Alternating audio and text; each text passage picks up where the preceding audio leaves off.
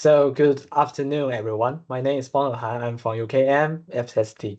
Welcome to today's panel discussion on implementation of climate action in China. I will be the moderator for this film title, Help to Conducting the Processing of the Film. It's wonderful to see so many people here who are passionate about the climate action in China. As we know, the film title is the implementation of climate action in China. Today we will be discussing various aspects of this topic. For the definition, for the understanding of the subject, it specifically refers to various methods and policies adopted by China in addressing climate change. This topic covers China's action practices in the field of climate change, including the stadiums of policy implementation, achievements, bottlenecks faced, and far-reaching implementation for the international community. But why is important? First, the climate crisis is limited. China's actions matter to the future of the world. If countries fail to significantly reduce greenhouse gas emissions by 2030, global temperature could rise to more than 2.5 degrees Celsius by the end of this century. According to the United Nations, China's emissions are now about double those of ancient European Union. Also, the IPCC mentioned it. So China's climate action can play a role in promoting global climate governance. Next, China's actions have an effect on developing countries. As a still developing economy, China produced a successful example by balancing economic growth with climate governance, which can produce lessons for other developing countries to implement relevant climate actions. Last, the global climate challenges posed by the climate crisis require Chinese cooperation. Climate change posed a powerful threat to global ecosystems, economics, and societies. Through proactive climate action, China can not only address its own risks but also contribute to the stability of the global economic and food system. Then I will give the overview continents of the global climate governance combined with China's own climate action. Also, the president about facts, experience, and so on. First, China is a key player in global climate governance. China now accounts for about 27% of global carbon emissions, far more than United States, which is about 11% according to the Paris Agreement. Therefore, China's climate policy is not just a matter of national affairs, but also directly relates to whether the world can achieve the goal set by the Paris Agreement, which is to limit the global temperature rise to 1.5 degrees Celsius. Besides, China's climate action provides a model for developing countries. China's economic size and stage of development are like other emerging economics. So the experience China has accumulated in the process of tackling climate change is of important relevance. Last, China's technological innovation drives the global economic and energy transition. As an important global exporter of green technologies, China's innovation capabilities are helping other countries to reduce the cost of energy transition. For example, in 2022, China produced about 80% of the world's limited batteries for electric and energy storage. For this final discussion, we will focus on these four aspects. These are first, whatever that China has done to keep the Earth safe. Second, what progress has been made in implementation. Third, what are the challenges when it comes to climate action? Last, what do China's efforts mean for the global response to climate change? So to kick things off, let's go around and have each person briefly introduce themselves. Please share your name, your background, and one area of implementation of climate action in China you are particularly interested in. So Adela, you can come first. Okay, thank you so much, Fang Hehan. And good afternoon. My name is Atalan Nerantalagiwangkoyu, and I'm from UKMFST. I'm happy to be here today to discuss the implementation of climate action in China. Today, I want to give you a vision. What have China has done with the climate change by actively involving government, other country and company, such as bank and others. Okay, so one. Thank you, Feng Hehan. Good afternoon, everyone. My name is Wang Junheng. I'm from UKM FST. I'm honored to be part of this panel on China climate action. Today, I'd like to focus on a point that I believe is crucial: China's progress in climate development. Climate action is crucial in China. In China's climate development and can effectively mitigate harsh climate. Okay, so third. Okay, good afternoon, everyone. I'm Xunyue Chan from UKM FST. I'm honored to be part of this panel in Group 5. Today, I'd like to focus on a point that I believe is crucial for the implement of climate action in China, the challenges we faced. So last. Hello and good afternoon, everyone. My name is Zhang Yari. I'm honored to be the last part of this panel on GROUP5. Today, I would like to talk about an interesting part. What do China's efforts mean for the global response to climate change? All right. So thank you for those introductions. Let's get into our first topic. Whatever that China has done to keep Earth safe. So I'd like to invite Adela to start us off. So Adela, what's your feeling of this one? Okay, as we know that China is one of the largest country in the world, China also emits the largest green gas to the earth. So, to pay the damage, they start to do many things that can reducing the green gas they can emit. There are three key efforts that China did to save the earth. First, low carbon lending tool. Second, alignment with global agenda. And finally, Belt of Road Initiative. Okay. So First, China China's central bank has extended a program providing financial institutions with low-cost loans to support companies in reducing carbon emission. The People's Bank of China, or PBOC, is set to prolong its provision of cheap credit to commercial lenders to fund green loan until the least 2027 as part of broad new guidelines aimed at speeding up the carbonization in the nation with the world's highest emission. Under the Carbon Emission Reduction Facility of CERF program, commercial lenders offer loan for green investment project close to the PBOC benchmark rate, with the central bank then providing up to 60% of funding for the loan for a year at rate of 1.75%. Second, China has made significant progress in meeting sustainable development goals, including eliminating poverty and protecting the marine environment.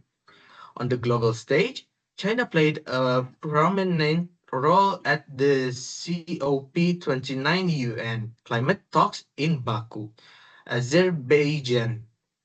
However, as the US-China alignment that has previously boosted the global climate ambition was imperiled by growing tension over trade, with US influence in climate negotiation expected to wane under the incoming Trump administration. China's statement on climate ambition, such as the International Climate Pledge in its due to publish in 2025, will be an important determinant of the pace of the decarbonization both domestically and internationally. Last but not least, the Belt and Road Initiative, known in China as the One Belt, One Road, and sometimes referred to as the New Silk Road. In a global infrastructure development strategy adopted by the government of the People's Republic of China in 2013 to invest more than 150 countries and international organizations, the BRI composed of 6 urban development land corridors linked by road, rail, energy, and digital infrastructure at the Maritime Silk Road linked by the development of the port. In summary, implementation in China are going fluctuating, but with a good load leading, we can achieve carbon neutrality in no time by encouraging people to help government and start to concerning about the planet they living on it. Thank you. So thank you, Adela, for those insights. So now I'd like to call upon Wang Junheng to share with us his views. The question is, what progress has been made in implementation? Wang? Okay, the main point is the importance of practical action to China's climate in development. Practical action are not only related to the fulfillment of China's climate development commitments, but also a key driving force for promoting a sustainable future. Here are the keys to accelerating China's climate development action. For the support details, legislation and policy guidance, improve environmental regulations, and strengthen carbon emission supervisions. For example, China's national carbon market was launched in 2021, initially covering over 2,200 enterprises with an annual emission of more than 4 billion tons of CO2. Financial and fiscal support. Establish green funds and provide tax incentives. For example, as of 2023, China's green credit balance exceeded $25 trillion, and in 2022, green bond issuance reached $750. Technology and infrastructure investments support low carbon technology research and develop green infrastructure. For example, China has built over 40 ultra-high voltage transmission lines, delivering 500 billion of clean energy annually and reducing carbon emission by approximately 400 million tons. This measure demonstrates China's firm commitment and active prospects in climate action.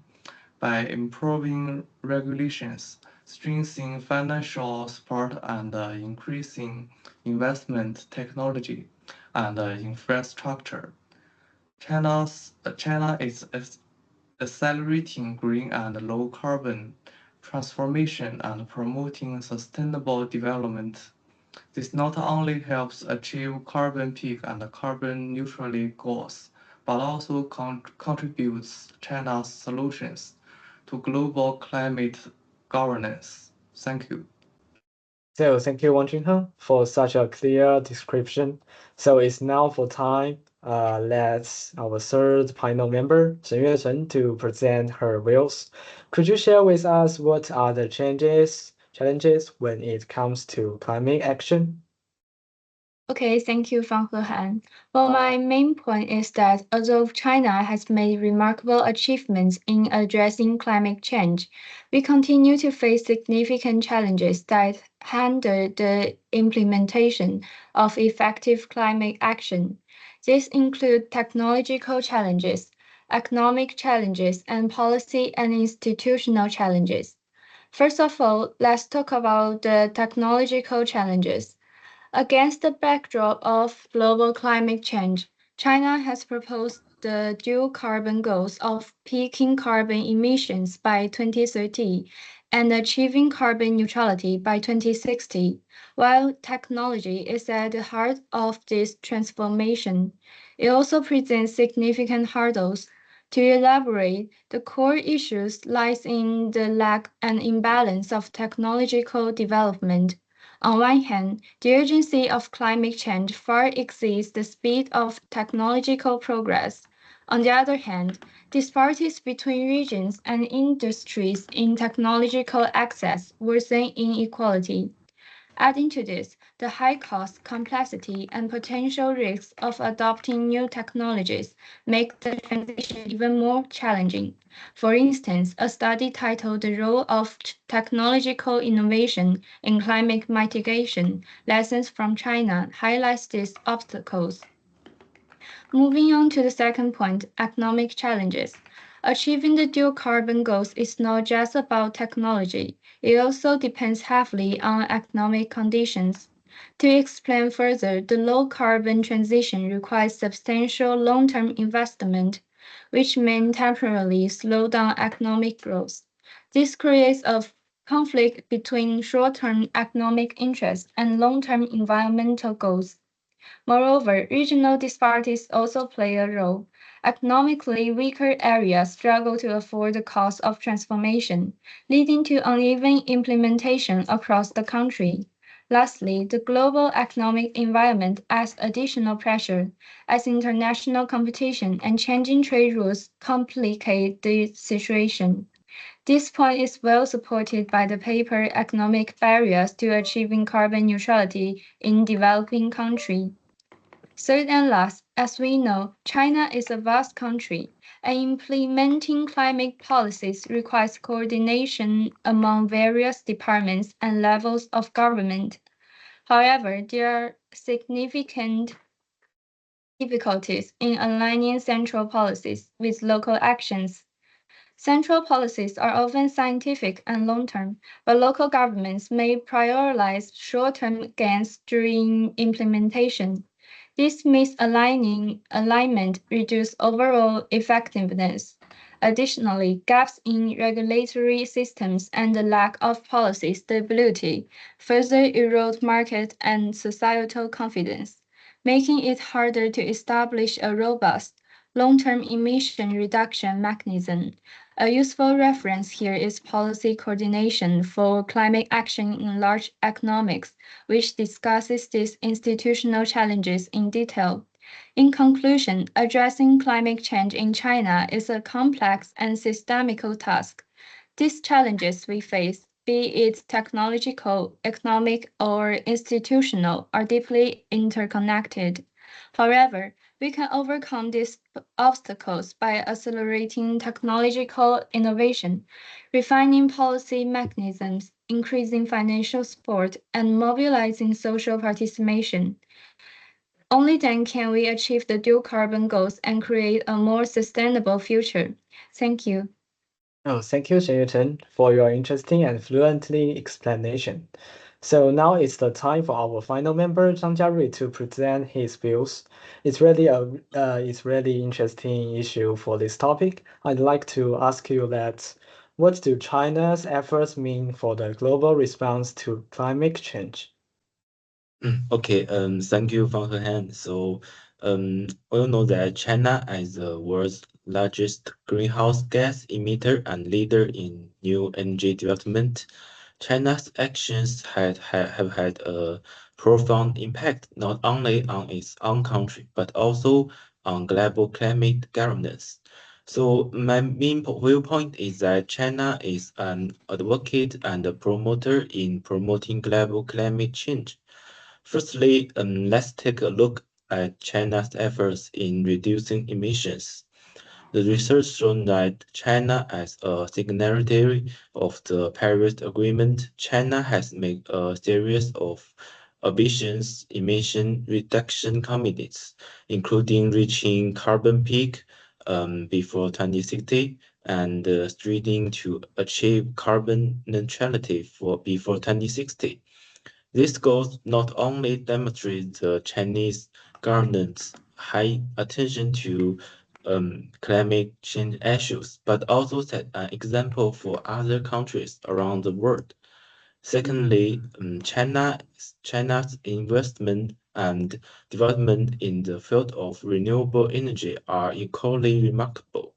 As the world's largest renewable energy market, China continues to increase investment and deployment in clean energy such as wind and solar power, vigorously promoting the global transition to clean energy. This not only helps reduce global carbon emissions, but also promotes innovation in new energy technologies and cost reduction, making clean energy gradually the mainstream choice for more countries. Third and finally, China has played a crucial role in the global climate governance system. China not only actively participates in international climate negotiations, but also promotes global green development through cooperation frameworks such as the Belt and Road Initiative. For example, China has collaborated with multiple developing countries to provide clean energy technology support and help them to break free from the dependence on fossil fuels. This cross-border cooperation model not only promotes global emissions reduction, but also reflects China's responsibility and commitment in global governance. So, in the summary, China's effort and achievement in addressing climate change globally have injected new momentum and hope into global climate action. As a responsible major country, China's willing and advocates working hand in hand with the international community to jointly address the challenge of global climate change and contribute to build a clean and beautiful Earth. Thank you. Oh, thank you, Zhang Jiarui, for such meaningful explanation. So we have a great discussion today with a lot of valuable contributions. We have explored the key elements and components of implementation of climate action in China, talked with different aspects and give lots of examples. Thank you all for your active participation and insight comments. So if you have any further questions or would like to continue the conversation, please feel free to reach out to me or any of the other. Have a great day. Bye. Yeah, thank you. Okay. Thank you. Bye. Thank you. Thank you so much.